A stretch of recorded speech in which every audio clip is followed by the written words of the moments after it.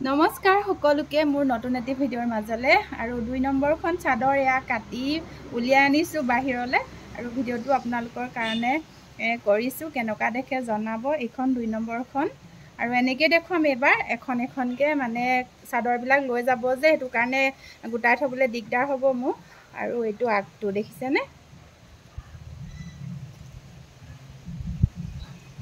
ভালকৈ দেখুৱাই দিয়ক ওচৰলৈ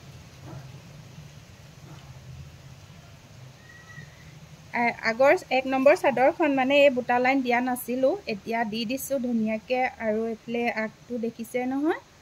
আৰু মাজত বুটা আৰু যদি নতুন কোনোবাই চাইছে আকৌ